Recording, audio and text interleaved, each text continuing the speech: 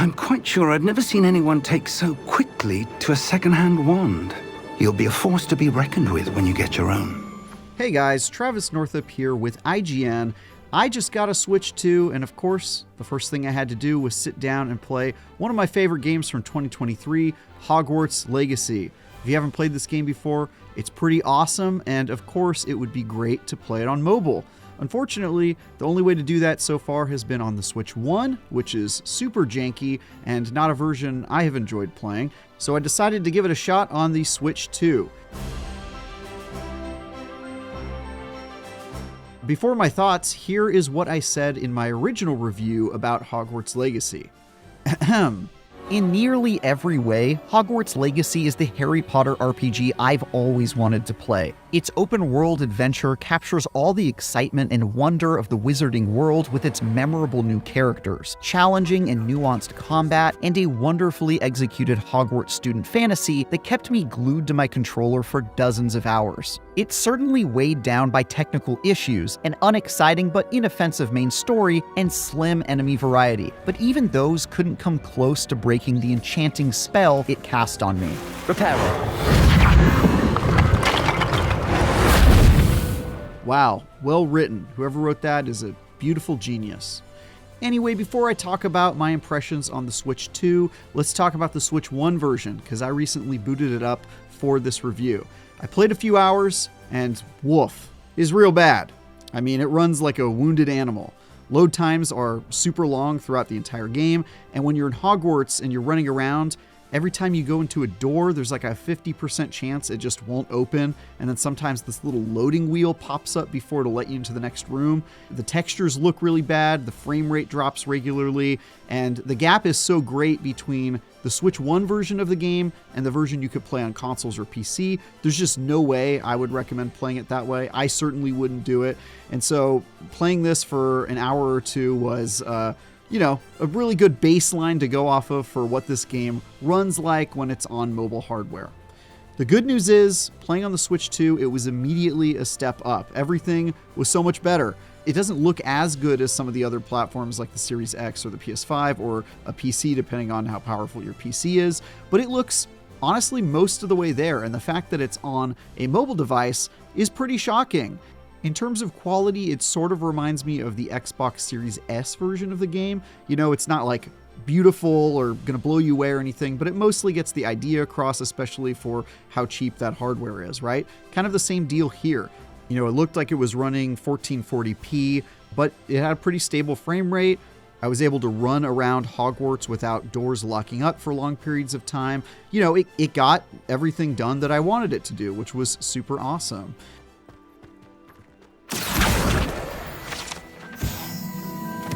There's also some pretty neat updates to this game since the last time I played. I haven't played since launch, and they've added a bunch of stuff that was new to me. There's photo mode that they added, which feels like it's really important in a game that's essentially a Harry Potter isekai life sim, right? Like, you're going to want to take photos of your wizard or witch running around the school, so that's pretty cool. They added the ability to reset your skill trees so you don't lock yourself into some rookie build, which is super awesome. I mean, I remember that being kind of annoying in the original version of the game. And they also did, my personal favorite, removed all of the dumb exclusive stuff, like the exclusive PlayStation mission that can now be played anywhere. And they also added, I think, some new cosmetics, which is a nice touch. For the Switch 2 version specifically, they also support the new mouse mode for the Joy-Cons, which is pretty neat. It also works surprisingly well. You're able to just take one of the Joy-Cons and put it on its side, and it immediately switches over to the mouse mode without you having to do anything, which is really cool. I probably won't use this, honestly. I still can't imagine myself using it over a gamepad or a real mouse and keyboard setup on PC because it's sort of uncomfortable, at least in my current setup. I mean, having the Switch on its side and holding it there for long periods of time, I just can't really imagine myself playing that way comfortably, especially when I'm pretty comfortable using a joystick. But it's cool that it's there, so maybe try it out and see if you like it. Overall, though, coming back to this game just in general was really great. I mean, this game has aged really well over the past 2 years. I wasn't sure if I was going to still be interested in playing this game, but it kind of got its hooks into me just like it did the first time I played it.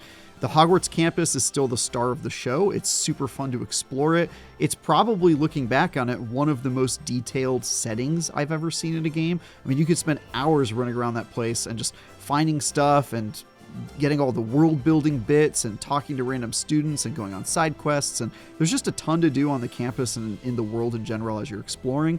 The combat is also surprisingly interesting considering how lame the wand slinging stuff is in like the movies and all that. You wouldn't think that using a wand and whipping spells around would be all that fun, but they kind of nailed it. I mean, you're throwing people in the air and slapping them around and slamming them back on the ground and doing all this cool stuff. And so that part of it really has still gripped me.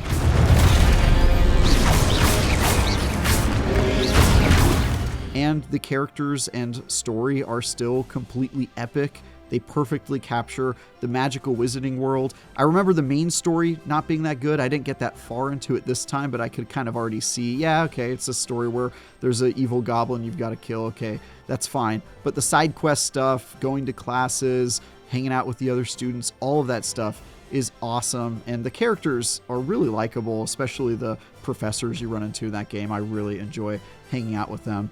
And just having all of this stuff run reasonably well on a portable device, it feels like magic, I guess, would be the perfect way to describe it in this game. It's just impressive that they could get all of this stuff to work as well as it does. I mean, it's like maybe 85-90% of the way there to the console experience, but it's happening in your lap. I mean, that's super awesome, and it was just great to see that it runs as well as it does.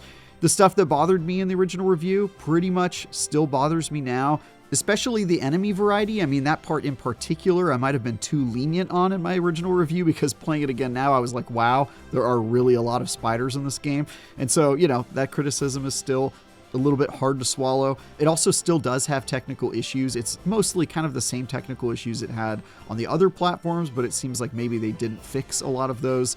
In particular, while I was playing on the Switch 2, within the first hour, I had an issue where told me I had to talk to somebody by pressing the Y button. The Y button was unresponsive, nothing was working. I had to reset the game and try again before I could get it to work. And so it still has little hiccups like that, people popping up right in front of you while you're walking around, just kind of materializing into space, and like little janky stuff like that. But this game was kind of always a little bit janky, so that's definitely not new.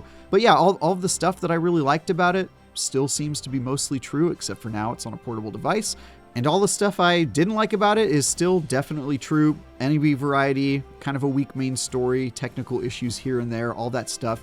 But again, those criticisms are pretty minor. This is a game that is super ambitious and says, we're going to recreate this entire universe from your childhood and put it in a game and just let you live in this world. And it nails so much of that. So I'm willing to forgive some of its shortcomings, and honestly, this was a surprisingly fun return. I might go back to this and continue to play on the Switch since it's just so convenient to do that now. So yeah, if you like Harry Potter, if you played Hogwarts Legacy, or maybe you didn't, absolutely can recommend it on the Switch 2. My review for the PlayStation version of the game largely stands. What's going on? For yourself. Quite a sight, isn't it? You certainly don't see that every day. We've got a ton of stuff for you this week on the Switch 2. My boss, Tom Marks, is working on a review of the console. We're playing the Switch 2 version of Cyberpunk 2077, the Switch 2 version of Tears of the Kingdom and Breath of the Wild, and doing updates just like this one. So for all of that stuff, stick with IGN, folks.